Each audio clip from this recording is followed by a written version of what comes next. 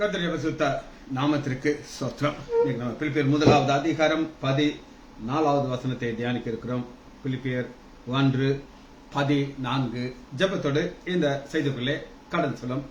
எப்படி நான் பாடுவேன், என்ன சொல்லி நான் துதிப்பேன், உம்மை எப்படி நான் பாடுவேன், என்ன சொல்லி நான் துதிப்பேன். ரத்தம் சிந்தி மீட்டவரே, இரக்கா நிறைந்தவரே, ரத்தம் சிந்தி மீட்டவரே, இரக்கம் நிறைந்தவரே, ஐயா இரக்கம் நிறைந்தவரே, எப்படி நான் பாடுவேன், என்ன சொல்லி நான் துதிப்பேன். வந்தான் பாதம் அமர்ந்திருந்து ஓயாமல் முத்தம் செய்கிறேன், வந்தான் பாதம் அமர்ந்திருந்து ஓயாமல் முத்தம் செய்கிறேன், ஐயா ஓயாமல் முத்தம் செய்கிறேன், எப்படி நான் பாடுவேன், என்ன சொல்லி நான் துதிப்பேன். வருகையில் எடுத்துக் கொள்வேன், கூடவே வைத்துக் கொள்வீர், வருகையில் எடுத்துக் கொள்வீர், கூடவே வைத்துக் கொள்வீர், ஐயா கூடவே வைத்துக் கொள்வீர். உகராரிகாரரா பரவரா உளையான சேற்றிலென்று தூக்கி எடுத்தவரே, உளையான சேற்றிலென்று தூக்கி எடுத்தவரே, ஐயா தூக்கி எடுத்தவரே, எப்படி நான் பாடுவேன், என்ன சொல்லி நான் துதிப்பேன். இயேசுவின் நாமத்தினாலே ஜெபங்கள் பிதாவே, ஆமென். கர்த்தருடைய பரிசுத்த நாமத்திற்கு ஸ்தோத்திரம். ஜானகி அம்மாள், லீலா, கவிதா சிஸ்டர், எங்க சம்பந்தி அக்கா, ஜெயந்தி அக்கா, டேனியல், ராஜேஷ், பாஸ்டர் ராஜ்குமார், பிரைஸ்லாம். இப்ப பிலிப்பியர் 1வது அதிகாரம் 14வது வசனத்தை நாம தியானிக்க இருக்கிறோம். சகோதரரில் அநேகர். இப்ப சபைக்குள்ள நம்ம போகிறோம். நேற்று சொன்ன செய்தி நம்ம ஜெயிலிருந்து பார்த்தோம். ஜெயிலுக்குள்ள ஒரு கையில பவுல் கை கட்டப்பட்டிருக்குது, இன்னொரு கையில ஒரு போர் சேகருடைய கை கட்டப்பட்டிருக்குது. அப்படி கட்டப்பட்டு பவுல் அவங்களுக்கு சுவிசேஷம் சொல்லுகிறார், சுவிசேஷம் சொல்லுகிறார், ஜெபிக்க சொல்லிக் கொடுக்கிறார், துதிக்க சொல்லிக் கொடுக்கிறார், அவங்க பிரச்சனைகளெல்லாம் சால்வ் பண்றாரு, அவங்களுக்கு பல ஆலோசனைகள் சொல்றார். சொல்லி அங்க பயங்கர ஒரு பிரேசலா அப்படின்னு ஒரு கூட்டம் வந்துச்சு. நான் உங்களுக்கு ஒரு செய்தி சொன்னேன். இன்னைக்கு உங்களை நான் எங்க கூட்டிட்டு போறேன்னா சபைக்கு. இப்ப என்ன நடக்குது அப்படின்னு நீங்க கேட்டீங்கன்னா, சகோதரர்களே அநேகர், பாருங்க 14 சகோதரர்களே அநேகர் என் கட்டுகள்னாலே. அநேகர் சபை பெரிய சபைங்க. ஆரம்பிக்கும் போது சின்னதை ஆரம்பிச்சு ஜெபம் பண்றதுக்காக போறாங்க. அப்ப லீதியால் இதயத்தை ஆண்டவர் திறக்கிறார், திறந்து சபையை உருவாக்குறார்.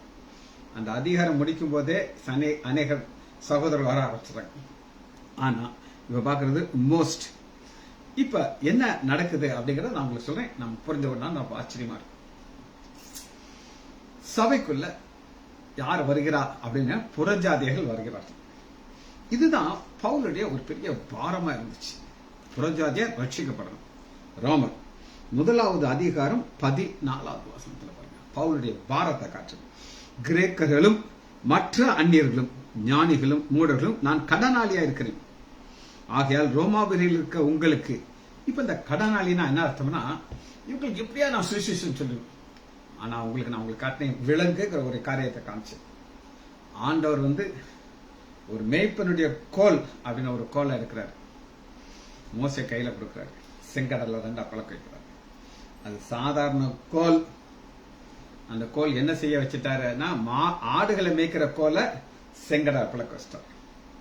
கூழாங்கல்ல, குட்டி குட்டி கல், ஒரு கல் ஒரு பெரிய கோலியாட்ட கீழே வீழ்த்த வச்சிட்டார். ஆண்டவர் வல்லவனுக்கும் புல் ஆயுதங்கிறார். இவர் ஸ்டேஜ் பண்ணிட்டார். இப்ப அதே ஆண்டவர் ஒரு விலங்க வச்சு பெரிய பெரிய மக்களை சந்திக்க வைக்கிறார். பெரிய பெரிய மக்களை சந்திக்க வைக்கிறார். தாழ்மையாக நான் ஒரு சாட்சியை நான் சொல்லியிருக்கேன். பல முறை சொன்ன சாட்சி தான், புதுசு கிடையாது. ஆன்லைன் ப்ரேயருக்கு நாங்கள் ட்ராக்ஸ் போனோம். இப்போ அதெல்லாம் நான் உங்களுக்கு சொன்னதெல்லாம் அதெல்லாம் நான் கட் பண்ணிவிட்டு இப்போ லாஸ்ட் செக்ஷனுக்கு வந்துடுறேன். அப்போ நாங்கள் கொண்டு ட்ராக்ஸை எல்லாம் அவங்க எடுத்து வாசிக்கிறாங்க, ஒவ்வொருத்தராக வாசிக்கிறாங்க. அந்த போலீஸ் இன்ஸ்பெக்டர், போலீஸில் யார் யாரெல்லாம் ஹை ரேஞ்சில் இருக்காங்களோ நுணுக்கி நுணுக்கி ஒரு வார்த்தை விடாமல் வாசிக்கிறாங்க. எங்கிட்ட ஒரு ஆஃபீஸர் வந்து சொல்கிறாரு, சார் என்ன சார் ட்ராக்ஸ் எழுதியிருக்கீங்க, ஒரு வசனமாக இருக்கா சார், கேவலமாக இருக்குது, அடுத்த தடவை ட்ராக்ஸ் வாங்க போது சார் எனக்கு ஆலோசனை கூச்சமாகிட்டு. அப்போ எங்களுடைய நோக்கம் என்ன சொல்லுங்கள், ட்ராக்ஸை கொடுக்கணும், அவங்க தான் வாசிக்கணும். இப்போ நாங்கள் வந்து இந்த ட்ராக்ஸை போலீஸ் ஆஃபீஸருக்கு கொடுக்க முடியுமா? முடியாது. அதுவும் ஒரு 4 வக்கீல் வந்துட்டாங்க. அவங்க வந்து கவர்மெண்ட் சைட்லேருந்து ஆர்கியூ பண்ணுற வக்கீல் வந்து என்கிட்ட இன்ட்ரோடியூஸ் பண்ணிக்கிட்டாங்க. ஐயா நாங்கள் அந்த மாதிரி வந்திருக்கோம், உங்கள் மேலே குற்றச்சாட்டு இருக்குது. நான் சொன்னேன் ஒன்றும் பிரச்சனை இல்லைங்க, நாங்கள் எதுக்கு எப்படினாலும் ஜெயிலில் தான் இருக்கோம், நீங்கள் ப்ரொசீட் பண்ணுங்க, ஒன்றும் பிரச்சனை. அப்படிலாம் இல்லை சார், நாங்கள் அப்படிலாம் உங்களை செய்ய மாட்டோம் சார் அப்படின்ட்டு நாங்கள் அந்த ட்ராக்ஸை ஃபுல்லாக வாசி பார்த்தோம் சார். எனக்குள்ள ஒரே சந்தோஷமா இருந்துச்சு. எப்படி பவுல் கையில் ஒரு விலங்கை போட்டு ஆண்டவர் ஜெயிலில் உட்கார வச்ச உடனே அநேகரை சந்திக்க வச்சார், அதுபோல இந்த முட்டா பசங்க எங்களை அப்படியே விட்டு தான் நாங்கள் அந்த மாநிக்கு போயிருப்போம். ஆனால் எங்களை கொண்டு போய் ஜெயிலில் கொண்டு போய் போலீஸில் கம்ப்ளைண்ட் கொடுக்க போய் எல்லாரும் அதை வாசிக்க வச்சார் ஆண்டவர். அந்த சோஸ்திரம் சொல்லுவாங்க, சோஸ்திரம் சோஸ்திரம் சோஸ்திரம். சரி, அந்த ஆண்டவர் என்ன செய்யறார் அப்படின்னு கேட்டீங்கன்னா, முதல் குறிப்பு வாசிப்போம் நம்ம 14 வசனம். கர்த்தருக்குள் திடன் கொண்டு. கர்த்தருக்குள் திடம் கொண்டு அப்படின்னா என்ன அர்த்தம்னா, ஒரு சூழ்நிலை மகா மோசமா இருக்கும், அந்த சூழ்நிலையை நான் உங்களுக்கு காட்டுறேன். எடுத்துக்கொள்ளுமா, அப்போஸ்தலர் 4வது அதிகாரம் 24 வசனம். அப்போஸ்தலர் 4:24 எப்படி சாத்தான் அவர்களை நசுக்க பார்க்கறாங்க அப்படின்னு கேட்டீங்கன்னா, 24 அதை அவர்கள் கேட்டு ஓரமானப்பட்டு தேவனை நோக்கி சத்தமிட்டு கர்த்தாவே, ஃபர்ஸ்ட் ஒன்னஸ், அந்த ஒன்னஸ் வந்தாலே ஒரு அற்புதம் வந்துடும். ஃபர்ஸ்ட் ஜெபிக்கும் போது சத்தமிட்டு, நீங்க ஜெபிக்கும் போது வாய்க்குள்ள முன்னு இல்ல அப்படின்னு அதான் நான் சொல்லல. இங்க பிரச்சனை வரும்போது சவுண்ட் இன்க்ரீஸ் ஆகும். நிர்வாணத்தையும் பூமியும் உண்டாக்கினீர் சொல்லி ஜெபிக்கிறாங்க. எல்லாத்தையும் சொல்லி 28 ஏரோது இங்கதான் பார்க்கிறோம். ஏரோது பொந்தி பிலாத்து புறஜாதியோட இஸ்ரேல் ஜனங்களோடு கூட நீர் அபிஷேகம் பண்ணின விரோதமாக வருகிறார்கள். இப்பொழுதும் கர்த்தாவே அவர்கள் பயமுறுத்தல் கேள். இப்ப அவங்க ஒரு ஜெபிக்கிறாங்க, உம்முடைய பரிசுத்த பிள்ளையாகி இயேசுடைய நாமத்தினாலே அடையாளங்களையும் அற்புதங்களும் நடக்கும்படி செய்து. இந்த அடையாளங்களும் அற்புதங்களும் செய்தாதான் இந்த புறஜாதியார் நம்புவாங்க. பவுலை தூக்கி உள்ள தூக்கி வச்சிட்டாங்க, ஜெயில இருக்காங்க. ஆனா என்ன நடக்குது அப்படின்னு கேட்டீங்கன்னா, எல்லாரும் பவுல்கிட்ட வந்து கேட்கறாங்க, பவுல் நாங்க கேள்விப்பட்டிருக்கோம் ஐயா ஆண்டவராகிய இயேசு கிறிஸ்துவ, நீங்க எங்களுக்கு இந்த சுவிசேஷம் சொல்லும்போது எங்களுக்கு எவ்வளவு சந்தோஷமா இருக்கு அப்படின்னு சொல்லி அத்தங்க பாக்குறோம். குணமாக்குடைய கரத்தை நீட்டி உம்முடைய ஊழியக்காரர் உம்முடைய வசனத்தை முழு தைரியத்தோடும் சொல்லும்படி அணுகிறோம். முழு தைரியத்தோடு. இன்னைக்கு இதுதான் தேவை. பிரச்சனை வருமா? வரும், ஏன் வராது? ஆனா அந்த பிரச்சனை வரும்போது நம்ம ஆண்டோடைய நாமத்தை துதிக்கணும், அவருடைய நாமத்தை உயர்த்தணும். சரி, ஒரு அம்மா, யாருன்னு நீங்க கேட்காதீங்க, உங்க எல்லாருக்கும் தெரியும் அந்த அம்மா. அவங்களும் ஒரு ட்ராக்ஸ் கொடுக்கும்போது போலீஸ் ஸ்டேஷன் கூட்டு போயிட்டாங்க இந்த பிஜேபி ஆர்எஸ்எஸ் மக்கள். அந்த அம்மா போலீஸ் இன்ஸ்பெக்டரை பார்த்து ஒரு அட்வைஸ் பண்ணிச்சு, சார் நான் ஒரு ரிட்டையர்டு டீச்சர் சார், நான் என்ன கொடுத்தேன், ட்ராக்ஸ் கொடுத்தேன், வேணும்னா வாசி இல்லைன்னா தூக்கி என்ன இருக்கு, நீங்க சார் உங்க பூட்ஸ் காலை வச்சு அவனை மிதிங்க சார், ஏதாச்சும் பூட்ஸ் காலை வச்சு. அம்மாவுடைய ஆலோசனை அவரு சிரிக்கிறாராம், ஏம்மா எனக்கு அதெல்லாம் தெரியும், ஆனா பிரச்சனை பெருசாயிடும் அப்படின்னு சொல்லி. ஆனா நம்ம நல்லா தாழ்த்தணும், ஜெபிக்கணும், இப்படி ஜெபிக்கணும். சரி, நம்முடைய தேவன் என்ன செய்யறாருன்னா, இப்ப அடுத்த வசனத்துக்குள்ள நான் உங்களை கொண்டு போயிடும். கர்த்தருக்குள் திடன் கொண்டு பயம் இல்லாமல் திருவசனத்தை சொல்லும்படி அதிகமா துணிந்திருக்கும். இது என்னன்னு பார்க்கணும். கர்த்தருக்குள் திடன் கொண்டு அநேக கொஞ்சம் பேர் கிடையாது. என்ன நடக்குதுன்னு இப்ப நான் உங்களுக்கு சொல்றேன். இப்ப சபைக்குள்ள ஒரு காட்சிக்கு வந்துருச்சு. ஒவ்வொரு சோல்ஜர் கையிலையும் பவுல் வழங்க மாட்டிருக்கு. சுவிசேஷம் எல்லாம் சொல்லியாச்சு, ரட்சிக்கப்பட்டாச்சு, ஜெபிக்க ஆரம்பிச்சாச்சு. அந்த சோல்ஜர் கேட்பாரு, ஐயா பவுல், நான் ஆலயத்துக்கு போக ஆசைப்படுறேன், நீங்க சொல்றீங்க. அப்பா, நீ கட்டாயம் ஆலயத்துக்கு போகணும். பிலிப்பு சபையில நான் ஆரம்பித்த ஆலயம் இருக்குது, அங்க நான் அநேக செய்தியில சொல்லியிருக்கிறேன். நீங்க அங்க போய் ஒண்ணு செய்யணும். ஐயா சொல்லுங்க போ, நான் சொல்றேன். நீங்க ஒரு சாட்சி சொல்லணும். கட்டாயம் சொல்லுவேன். சாட்சி சொல்ல பாஸ்டர் அனுமதிப்பாரா? நீங்க எல்லாம் பெரிய பெரிய ஆபீசர்ஸ், நீங்க போய் நின்னீங்கனாலே பயந்து உங்களுக்கு சான்ஸ் கொடுத்துருவாங்க. அந்த காலத்துல மைக் கிடையாது, இருந்தாலும் என்ன செய்வாங்க, சான்ஸ். இப்ப அந்த போர்ஸ் சோல்ஜர்ஸ் எல்லாம் என்ன செய்வாங்க, அப்படியே ஞாயிற்றுக்கிழமை யார் யாருக்கெல்லாம் லீவ் இருக்கோ, டியூட்டி இல்லாதவங்கள நைஸா எங்க வராங்க, ஆலயத்துக்குள்ள வராங்க. வந்து உட்கார்ந்துட்டு ஒரு ஓரமா உட்காராங்க. பாஸ்டர் இல்லையா, இதெல்லாம் புதுசு புதுசான டிக்கெட்லாம் உள்ள வந்திருக்குன்ட்டு வணக்கம் வச்சு முன்னாடி வந்து உட்காருங்கன்னா அவர் ஸ்பெஷல் சீட்டு கொடுக்குறாரு. நடந்துகிட்டே இருக்கு பிரசங்கம் எல்லாம் முடியறதுக்கு முன்னாடி பாஸ்டர் கேட்கிறாரு, நீங்க சாட்சி சொல்றீங்களா? எஸ் அப்படின்னு சொல்லி அந்த போர் சோல்ஜர் வர்றாரு. அந்த போர் சேவர் வந்து, நீங்க என்ன உங்கள்கிட்ட ஒரு பெரிய விசேஷமான காரியம் அப்படின்னு கேட்டீங்கன்னா, நான் யார் அப்படின்னு கேட்டீங்கன்னா, ஆண்டவராகி இயேசு கிறிஸ்துவிய உயிர்த்தெழுதலை நேராக பார்த்தவன். நீங்க பாத்தீங்களா? ஆமாம், நான் பார்த்தேன். யார் நீங்க அப்படின்னு கேட்டீங்கன்னா, எடுத்துக்கொள்ளுமா, மத்தேயு 28வது அதிகாரம் 3வது வசனம். அவனுடைய ரூபம் மின்னலை போலவும் வஸ்திரத்தை பொறுத்தது, காவலாளர் அவனுக்கு பயந்ததுனாலே திடுக்கிட்டு செத்த. நீங்க வாசிக்கிறீங்களே மத்தேயு 28வது அதிகாரம் 4வது வசனத்துல, அதனால்தான் நாங்க 4 பேர் தான். ஆனா துட்டு வாங்கிட்டோம், வாயை திறக்கல. ஆனா பவுல் இருக்காருங்க, பவுல் இவங்க எல்லாரும் ஆண்டவரை உயர்த்த மாதிரி பவுலையும் உயர்த்துறாங்க. பவுல் மட்டும் எங்களுக்கு இந்த சுவிசேஷம் சொல்லலைன்னா நாங்க அந்த கில்ட்டி ஃபீலிங்ல செத்தே போயிருப்போம் அப்படின்னு சொல்லிட்டு வணக்கம் வச்சு எல்லார்ட்டையும் சொல்றாங்க, நீங்க எல்லாம் இருக்கீங்களே ஐயா, நீங்க எவனாவது சுவிசேஷம் சொல்லியிருப்பீங்களா? ஆனா பவுல் கையில கட்டி இருக்கும் போது சுவிசேஷம் சொன்னார், ஐயா நாங்கெல்லாம் ரட்சிக்கப்பட்டோம், நீங்களும் போய் நகருக்கு சொல்லுங்க ஐயா அப்படின்னு சொல்ல உடனே இவங்களுக்கெல்லாம் ஒரு மாதிரி என்ன சொல்லுது, என்னடா இந்த பவுலை நாங்க திருடேன் நல்லா திட்டிட்டு இருந்தா இவங்க எல்லாம் பவுலை இப்படி உயர்த்துறாங்களேன்ட்டு ஒரு மாதிரி அவங்களுக்கு ஒரு தைரியம் வருது. அதனாலதான் இந்த வசனம் இப்படி அழகா சொல்றாருன்னா, 14வது வசனம், கர்த்தருக்குள் அநேகர் என் கட்டுக்கள்னாலே கர்த்தருக்குள் திடம் கொண்டு பயம் இல்லை. போர் சேவர்ல சொல்றாங்க, போய் சொல்லுங்கடா அப்படின்னு. சரி, அடுத்து ஒரு பெரிய ஆபீசரை உங்களுக்கு காட்ட போயிடும். அந்த ஆபீசர் யாருன்னா 100க்கு அதிபதி. இந்த 100க்கு அதிபதி என்ன செய்யறாருன்னா, பவுல்கிட்ட வந்து, பவுல் இவரை வந்து கையில கெட்டியில வைக்க முடியும், இது ஹையர் லெவல் பெரிய ஆபீசர். இவர் வந்து, பவுல் வணக்கம் பவுல் அப்படிங்கிறாரு. ஐயா வணக்கம், நீங்க வணங்குற ஆண்டவராகிய இயேசு கிறிஸ்து நான் நேரா ஒரு மரணத்தில் நான் பார்த்திருக்கேன். எப்படி பார்த்தேன் அப்படின்னு கேட்டீங்கன்னா, மத்தேயு 27வது அதிகாரம் 54வது 100க்கு அதிபதியும் அவனோடு கூட இயேசுவை காவல் வந்ததையும் பூமி அதிர்ச்சியையும் சம்பவத்தை யாரும் கண்டு மிகவும் பயந்து மெய்யாகவே இவர் தேவனுடைய குமார் என்றார். அந்த 100க்கு அதிபதி வந்து பவுலுக்கு வணக்கம் வைக்கிறார். பவுல், நீ சொல்ற ஆண்டவராகிய இயேசு கிறிஸ்து சிலுவையில தொங்கிக் கொண்டு மரித்துட்டு இருக்கும்போது நான் அற்புதத்தை பார்த்தேன். என்னெல்லாம் நான் எத்தனையோ யுத்தத்தை பார்த்தேன், 100 பேர் என் கீழே இருக்காங்க. ஆனா நடந்தது என்ன தெரியுமாப்பா, நீ எல்லாம் இருந்தேன்னு வச்சுக்கோ, நீ செத்த போயிடும். அந்த அளவுக்கு ஒரு அற்புதம் நடந்துச்சு. அவர் ரத்தம் சிந்த சிந்த கல்லறைகள்லாம் திறக்குது. நான் அப்படி எனக்கு டென்ஷன் ஆயிட்டேன். வாழ்க்கையில் அப்படியே பார்த்ததே இல்லையா, இவர் மெய்யான தேவகுமாரன் நான் அன்னைக்கு சொன்னையா. உன் பைபிள் ஒரு ரெக்கார்டா இருப்பார். இப்ப எனக்கு ஒரு ஆசை, சொல்லுங்க, நீ எனக்கு இன்னும் இயேசுவை பத்தி சொல்லணும், வல்லமையை சொல்லணும்.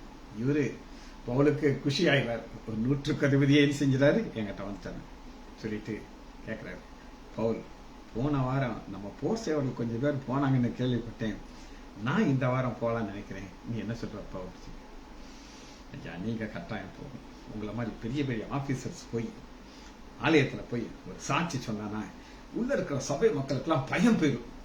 ஏன் சொல்றீங்கன்னா, நான் சுவிசேஷம், அதாவது இங்க பாருங்க 13 அரண்மனையில் இல்லாமல் என் கட்டுக்கள் கிறிஸ்துக்குள்ளான கட்டுக்கள் வெளி. அப்ப கிறிஸ்துக்குள்ளான கட்டுக்கள் எல்லாருக்கும் தெரியும்.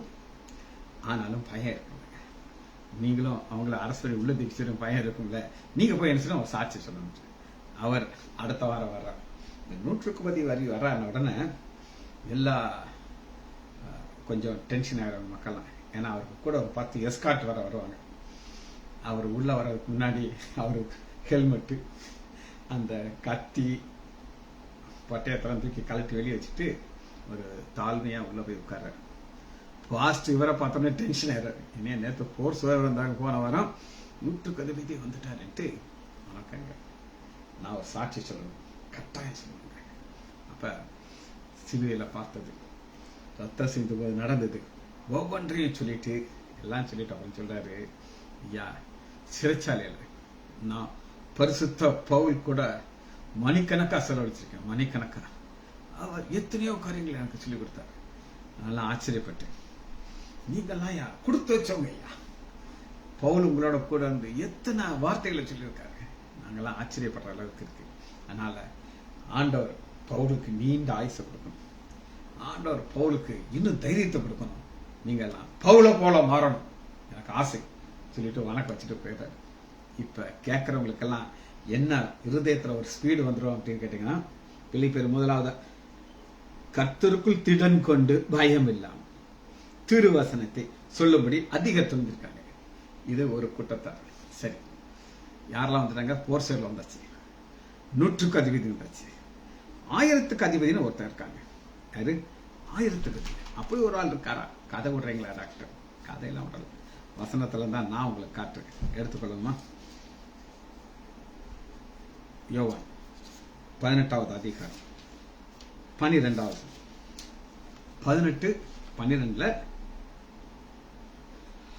அப்பொழுது போர் சேவரும் 1000 போர் சேவர்களுக்கு தலைமை, 1000 பேர், 100க்கு அதிபதி 1000. 1000 பேருக்கு ஒரு கேப்டன் வந்துடும். அந்த ஆளு இயேசு அரெஸ்ட் ஆகும்போது கூட போயிருக்கான்.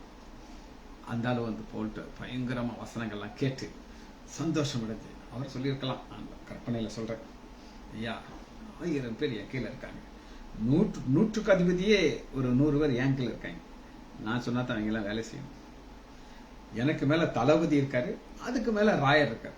2 பேர் தான் எனக்கு மேல, எல்லாம் எனக்கு கீழே. அதனால சமாதானம் இல்லைங்க வாழ்க்கையில. இதுக்குத்தான் வாழ்றோமே தெரியல, இதத்துக்கு வாழ்றோம்னு சொல்லி என்ன பவுல் சொல்றாரு. இப்ப பவுல் சொல்றாரு, நீங்க ஆண்டவராகிய இயேசு கிறிஸ்து சமாதானத்தை கேளுங்க. அவர் சொல்லுகிறார், என்னுடைய சமாதானத்தை உங்களுக்கு விட்டு செல்கிறேன், உலகம் அப்படியா சமாதானம் கிடைக்குமா பவுல் அப்படின்னு சொல்லி அந்த 1000க்கு அதிபதி கூட ஜெபிக்கிறார். பவுல் ஜெபிச்சு ஜெபிச்சு ஜெபிச்சு அவருக்கு ஒரு பெரிய சந்தோஷம் வந்துருச்சு.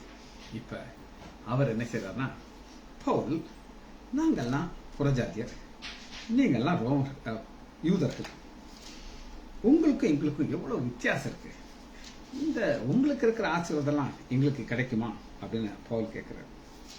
அப்படி கேட்கும்போது பவுல் சொல்லுகிறாரு, ஐயா இது ஒரு பெரிய ரகசியம். என்னது ரகசியம் சொல்லி பவுல் எங்களுக்கு அந்த ரகசியத்தை சொல்லி கொடுத்தார். ஐயா 1000க்கு அதிபதி சொல்றாரு. எடுத்துக்கலாமா? எபேசியர் 3வது அதிகாரம் 1 எது நிமித்தம் பவுலாகி நான் புறஜாதியாரில் இருக்க உங்கள் புறத்தாக இயேசு கிறிஸ்து கட்டுண்டலா இருக்கு. கட்டப்பட்டிருக்கிற பவுலுக்கு, நான் கதை விடல, பைபிள தான் காட்டுறேன். கட்டப்பட்டிருக்கிற பவுல் இங்க கற்பனையில 1000க்கு அதிபதி சொல்றான்னு நான் நினைக்கிறேன். சொல்லாமல இருந்திருப்பாரு, பைபிள்ல எழுதியிருந்தா கட்டாயம் சொல்லியிருப்பாரு. உங்களுக்காக எனக்கு அளிக்கப்பட்டிருக்கிற தேவ கிருபையும் ஞானத்தை என்ன இருக்கு. ஆண்டவர் எல்லாருக்கும் எல்லாம் கொடுக்க மாட்டார், எல்லாருக்கும் எல்லாம் கொடுக்க மாட்டார். நேற்று சங்கீதத்தை நாங்க தியானிக்க ஆரம்பிச்சோம். நான் சொல்லியிருந்தேன் எல்லாரும் வரலான்னு சொல்லி, ஒருத்தர் வரல. அதான் ஜோக்கு. நான் கரெக்டா போயிட்டேன், செய்தியை சொல்லிட்டேன், யூடியூப்ல அப்லோட் பண்ணிட்டேன். யார் யாரெல்லாம் வேணுமோ எழுதிக்கோங்க, இல்லையா விட்டுருங்க. இங்க நீங்க அட்டெண்டன்ஸ் போட்டாச்சு, இல்ல நான் சொல்லல, கேட்டுக்கோங்க. பாஸ்டர் ராஜ்குமார் வந்தார். ஒரு பிஸி ஷெட்யூல்ல அவர் வந்து சங்கீதத்தை நான் டீச் பண்ணும்போது கூட உட்கார்ந்து இருந்தார். ஆனா உங்களெல்லாம் கான். ஆனாலும் 3வது வசனத்தை வாசிக்கிறேன். அது என்ன? புறஜாதியார்கள் சுவிசேஷத்தினாலே உடன் சுதந்திரம். இப்ப பவுல் என்ன சொல்லுகிறார் அப்படின்னு கேட்டீங்கன்னா, புறஜாதியார், அந்த ரோம போர்ச்சவர்கள், கிரேக்கர்கள் எல்லாம் புறஜாதியார். ஆனா அந்த புறஜாதியாருக்கு என்ன ஒரு அட்வான்டேஜ் அப்படின்னு கேட்டீங்கன்னா, ஒரே சரீர உடன் சுதந்திரராய் ஒரே சரீரத்துக்குள்ளாம கிறிஸ்துவுக்குள் அவர் பண்ணின வாக்குத்தத்தத்துக்கு உடன் பங்காளி அப்படின்னா என்ன அப்படின்னு கேட்டீங்கன்னா, பங்காளினா என்ன சொல்லுவாங்க? ஒரு குடும்பம், இப்ப எங்க ஹாஸ்பிட்டல் எடுத்துக்கோங்க, நாங்க அண்ணன் தம்பி 3 பேர். என் மனைவி ஒரு டாக்டரா இருந்தாலும் நாங்க 3 பேர் தான் அதனுடைய ஷேர் ஹோல்டர்ஸ். 4வது ஒண்ணு சேர்க்க மாட்டாங்க. ஒண்ணு கட் பண்ண பார்ப்பாங்க, ஆனா ஒண்ணு சேர்க்க முடியாது. ஆனா இது அப்படி கிடையாது. ஆண்டவர் இஸ்ரேல் மக்களை தெரிந்து கொண்டார். எப்படி தெரிந்து கொண்டார் அப்படின்னு கேட்டீங்கன்னா, from 0 இல்லாததிலிருந்து ஆபிரகாம் மூலமாக 100 வயதுல ஒரு சந்ததியை உருவாக்க ஈசாக். ஈசாக்கில இருந்து யாக்கோப் 12 கோத்திரம். 12 கோத்திரத்தை உண்டு பண்ணி அவர்களை வழி நடத்தி நான் உங்கள் தேவன்கிறார். இப்ப ஆபிரகாம் மூலமாக அந்த ஆசீர்வாதம் புறஜாதியார் நமக்கு வருது. அது வரும் பொழுது யார் யாரெல்லாம் கிறிஸ்து இயேசுக்குள்ளாக இருக்கிறீங்களோ அது வந்துருக்கு. இதனாலதான் அந்த லிங்க பவுல் சொல்கிற புறஜாதியார்ல உங்களுக்கு அந்த ஆசீர்வாதம் கிடைக்கும். அது எப்படி கிடைக்கும் அப்படின்னு கேட்டீங்கன்னா, நம்முடைய தேவனுடைய ஒரு விசேஷமான ஒரு குணாதிசயத்தை நான் காட்டப்படுறேன். 2 கொரிந்தியர் எடுத்துக்கோமா.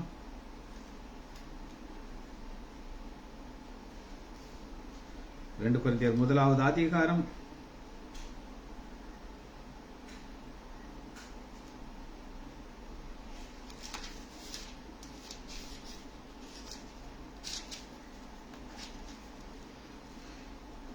7வது வசனம். நீங்கள் எங்களோடு கூட பாடுபடுகிறது போல எங்களோடு கூட பாடுபடு. இப்ப பவுல் ஜெயில இருக்கார், பாடுகள் அனுபவிக்கிறார். ஒரு கூட்டத்தார் சபையில வெளியில உட்கார்ந்துட்டு இருக்கிறாங்க, அவங்களுக்கு பாடு கிடையாது. சுவிசேஷம் சொல்ல பயம். ஆனா அந்த தேவன் ஆறுதலின் தேவன் என்ன செய்யறான்? எங்களோட கூட பாடுபடுகிறது போல எங்களோட ஆறுதலும் அடைகிறது. எப்ப ஆறுதல் அடைவாங்க அப்படின்னு கேட்டீங்கன்னா, இங்க பவுலுடைய பேரை எல்லாரும் சொல்லி சொல்லி சொல்லி என்ன செய்றாங்க? பவுலை உயர்த்துறாங்க. அப்ப உங்களுக்கு என்ன கிடைக்கும்?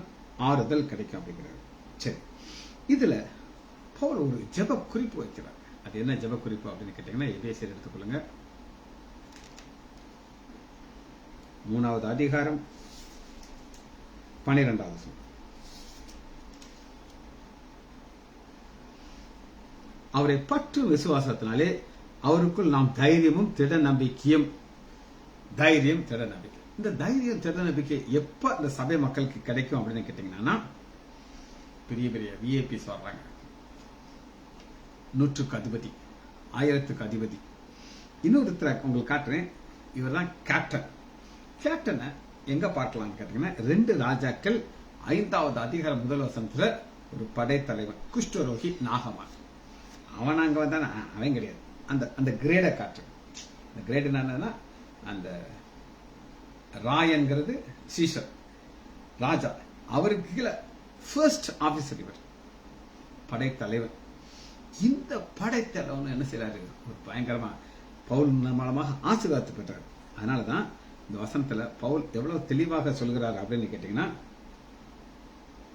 எபேசியர் 6:19 3:12 அவரை பற்றும் விசுவாசத்தினாலே அவருக்குள் நமக்கு தைரியமும் திட நம்பிக்கையும் தேவனிடத்தில் சேர்ந்து உண்டாக்குது. ஆகையால் உங்கள் நிமித்தம் நான் அனுபவிக்கிற உபத்திரவத்தினாலே. பவுல் உபத்திரவத்துல போனார், சிறைச்சாலையில இருந்தாரு, கையில விலங்குகள் மாட்டிருச்சு. தைரியமா சுவிசேஷத்தை சொன்னனால மக்கள் ரட்சிக்கப்படுறாங்க. ரட்சிக்கப்பட்டு அந்த அந்த அரண்மனை முழுவதும் என்ன ஆயிடுச்சு? பரிசுத்தவான்களா மாறிடுச்சு. உங்கள் நிமித்தம் நான் அனுபவிக்கிற உபத்திரவத்தினாலே நீங்கள் சோர்ந்து போகாதிருக்க வேண்டிய அவைகள் உங்களுக்கு மகிமையா இருக்குது. சோர்ந்து போகலாம். எதுக்குமே பாத்தீங்கன்னா சோர்வு வரத்தான் செய்யும். நேற்று நான் உட்கார்ந்துருக்கேன், யாருமே, ஆனா எனக்கு சோர்வு மட்டும் வரல. ஏன் சோர்வு வரல அப்படின்னு கேட்டீங்கன்னா, மெசேஜை முடிச்சதுக்கு அப்புறம் ஒரு பாஸ்ட் அம்மா என்னை பார்க்க வந்தாங்க. வந்து அந்த அம்மாக்கு என்ன ஒரு ஆசை அப்படின்னு கேட்டீங்கன்னா, டாக்டர் உங்கள் டைமை நீங்கள் மாற்ற வேண்டும். ஏனென்றால் இந்த நேரத்தில் நாங்கள் ஜானகி அம்மையோட நாங்கள் ஒரு ஜெபம் எடுத்துக்கிட்டு இருக்கோம். யாரோட? ஜானகி அம்மாவுடைய வீட்டில் ஒரு ஜெபம் எடுத்துருக்கோம். அதனால உங்க டயத்தை மாற்ற முடியுமா? நான் சொன்னேன், பரத்திலே இருந்து கொடுத்தாலே வெளியே ஒருவனும் ஒன்றையும் பெற்றுக்கொள்ள முடியாது அப்படின்னு சொல்லிட்டேன். அந்த வசனத்தை எங்க இருக்குன்னு நான் காமிச்சிட்டேன். இது ஏன் டைம், நீங்க அங்க உங்க ஊழியத்தை நடத்துங்க, இங்க நான் ஏன் ஊழியத்தை நடத்துறேன்னு சொல்லிட்டு இருந்தாங்க. எப்பவுமே நல்லா கேட்டுப்போங்க, அது யாரா இருந்தாலும் ஆண்டவர் உங்களுக்கு ஒரு டைம் வச்சிருக்காரா, அதை நீங்க மாற்றக்கூடாது. ஆனா சோர்வு வரக்கூடாது. யாருமே இல்லாட்டாலும் அங்க ஒரு 0 இருந்தாலும் ஆண்டவர் உங்களோட கூட இருக்கிறாங்க, தேவ தூதர்கள் கூட இருக்கிறாங்க. நீங்க உங்க ஊழியத்தை என்ன செய்ய தைரியமா நடத்தி கொண்டு போய் கொண்டே இருக்க வேண்டும். எபேசியர் 6வது அதிகாரம் 19 6-19 சுவிசேஷத்திற்காக சங்கிலியினாலே கட்டப்பட்டிருக்கிற ஸ்தானாதிபதியாகிய நான். என்ன அழகா பவுல் தன்னை அப்படியே ஒரு ஓவியமாக வரைஞ்சு கொடுக்கிறார். சுவிசேஷம் வேற ரீசன்லாம் கிடையாது ஐயா, சுவிசேஷத்திற்காக சங்கிலிகளால் கட்டப்பட்டது. இந்த சங்கிலியத்தான் வச்சு ஆண்டவர் செய்றாரு. 100க்கு அதிபதி, 1000க்கு அதிபதி, சீசர் முதற்கொண்டு எல்லாருமே சந்திக்க வச்சிட்டார். அதனாலதான் சங்கிலிகளால் கட்டப்பட்டிருக்கிற ஸ்தானாதிபதி. ஸ்தானாதிபதி என்ன சொல்லுங்க, அம்பாசிடர். பவுல் தன்னை சொல்கிறாரு, எப்பா நான் எம்டி ஆள் நினைக்காத, நான் பரலோகத்தினுடைய அம்பாசிடர். இப்படி அமெரிக்கா அம்பாசிடர் இந்தியாவில் இருப்பார். சென்னையில் அவர் ஆபீஸ், அவருக்கு பிளைட் எல்லாமே அங்கிருந்து வரும், சாப்பாடுலாம் அங்கிருந்து வரும். அங்க என்னெல்லாம் அமெரிக்கால நடக்குதோ அவருக்கு இங்க நியூஸ் வந்துகிட்டே இருக்கும். இந்தியாவுக்கும் அமெரிக்காவுக்கும் சண்டை வந்துச்சுன்னா இவர் தான் டிக்ளேர் பண்ணுவார், நாங்கள் அமெரிக்கா இந்தியாவோட யுத்தம் பண்ண போகிறோம் அப்படின்னு சொல்லிட்டு பிளைட்ல ஏறி போயிடுவார். யுத்தம் ஆரம்பிக்கும்.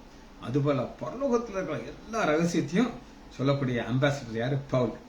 ஆனா எப்படி இருக்காரு, கட்டப்பட்டிருக்கிறார். எதனால, சங்கிலினார். ஆனா அதுக்கு என்ன சொல்கிறார்னா 20 வசனம் எபேசியர் 6:20 நான் தைரியமாய் என் வாயை திறந்து சுவிசேஷத்து ரகசியத்தை அறிவிக்கிறதுக்கு வாக்கு எனக்காக விண்ணப்பம் pray for us, எங்களுக்காக ஜெபம் பண்ணுங்க. காரணம் என்ன, சாத்தான் ஒரு சோர்வை கொண்டு வந்து போட்டுருவான். சோர்வை கொண்டு வந்து போட்டு தேவைன்னா தைரியமாக. இன்னைக்கு ஆண்டவர் யாருக்கு அந்த தைரியத்தை கொடுப்பார் அப்படின்னு கேட்டீங்கன்னா வாசிப்போமா, லூக்கா எடுத்துக்கொள்ளும்.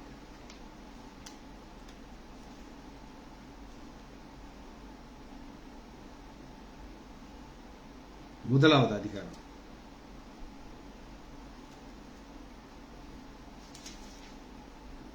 74வது வசனம். இங்க ஒரு தீர்க்கதரிசனமாக சொல்லப்பட்ட ஒரு காரியத்தை நான் உங்களுக்கு விளக்கமாக சொல்லுகிறேன். ஆதி முதற்கொண்டு தம்முடைய பரிசுத்தவான் தீர்க்கதரிசன வாக்கு திருத்தி. ஆதி முதற்கொண்டு. இன்னைக்கு நீங்க இங்க உட்கார்ந்துகிட்டு இருக்கீங்க, நான் உட்கார்ந்துகிட்டு இருக்கேன். நமக்கு வேணா அது ஒரு ஆச்சரியமா இருக்கலாம். நம்ம நினைச்சோமா இந்த மாதிரி உங்களை சந்திப்போம் அப்படின்னு சொல்லி. நான் ரசிக்கப்படலாம், உங்களை நான் பார்த்திருக்க முடியாது. ஒருவேளை ஒரு 20 வருஷம் கழிச்சு நான் ரசிக்கப்பட தான் நம்ம எல்லாம் சந்திச்சிருக்க முடியாது. ஆனா ஆண்டவர் பிக்ஸ் பண்ணிட்டார். அத 74 தமது ஜனத்தை சந்தித்து மீட்டுக்கொண்டு. ஜனத்தை, இந்த ஜனங்கிறது இஸ்ரவேல் ஜனம். ஆனா அது நம்ம உள்ள வந்துடும். எப்படி வந்தோம் சொல்லுங்க, ஒரே ஒரு கனெக்ஷன் தான். ஆபிரகாமுக்கு உண்டான ஆசீர்வாதம் கிறிஸ்து இயேசுவின் மூலமாக புறஜாதியருக்கு வந்துச்சு. நம்முடைய சத்துருக்களின் இன்று சத்துருக்கள், ஆண்டவர் அந்த சத்ருவை தான் ஒரு வெஹிக்கிளாக மாற்ற. அதான் நான் சொன்னேன், சத்ரு என்ன நினைச்சேன் அப்படின்னு கேட்டீங்கன்னா, பவுலுக்கு விலங்கு மாட்டி உள்ளதுக்கு வச்சாச்சுன்னா சுவிசேஷத்தை அறிவிக்க முடியாது. ஆனா ஆண்டவர் என்ன செய்தாரு, எப்ப நீ கொண்டு போயிட்டல ஒன்னும் பிரச்சனை இல்லை, விலங்கையே நான் செய்வேன், ஒரு பெரிய மைக்கா மாத்திருவேன். சத்துருக்கள் என்று நம்மை பகைக்கிற யாவர்கள் கையிலிருந்து நம்ம ரட்சிக்க முடியும். பகைக்கிற யாவர், எத்தனை பேர் உங்களை என்ன பிரச்சனை செய்தாலும் ஆண்டவரால் கொண்டு வர முடியுது. என்னன்னா ஒரு பெரிய அற்புதம் பண்ணப்படுறார். இந்த அற்புதத்தின் மூலமாக என்ன செய்வார்னா, யார் அவரை அரெஸ்ட் பண்ணி உள்ளதுக்கு வச்சாங்களோ அவர்களே என்ன சொல்றார்கள் அப்படின்னு கேட்டீங்கன்னா, இந்த வசனத்தை வாசி நம்ம இந்த செய்தியை முடிக்க போயிடும். ராயனுடைய அரண்மனையிலிருந்து பிலிப்பியர் 4வது அதிகாரம் 22 பரிசுத்தவான்கள் அனைவரும் விசேஷமாக ராயனுடைய அரண்மனை உள்ளவர்கள் உங்களுக்கு வாழ்த்து. ராயன் அரண்மனை இருக்கிற யாரை பார்த்துருங்க, போர் சேவர்கள், 100க்கு அதிபதி, 1000க்கு அதிபதி, போர் கேப்டன், எல்லாரும் சொல்றாங்க வாழ்த்து சொல்றாங்க. ஜெபிச்சு முடிப்போமா. மகா இரக்கமாம் கிருபையுமுள்ள பிதாவே, துதிக்கிறோம் ஐயா. சபை மக்களுக்கு தைரியம் எப்படி வந்தது, பவுல் மூலமாக சொல்கிற ஒவ்வொரு சாட்சியை கேட்கும் பொழுது நாங்களும் இதை சொல்ல வேண்டும் என்ற ஒரு தைரியம் வந்ததுக்காக நன்றி ராஜா. பிள்ளைகள் ஒவ்வொருவரையும் என் ஆண்டவராகிய இயேசு கிறிஸ்துவின் நாமத்தினாலே ஆசீர்வதிக்கிறேன். இயேசுவின் நாமத்தினாலே ஜெபங்கள் பிதாவே. ஆமேன், ஆமேன், ஆமேன்.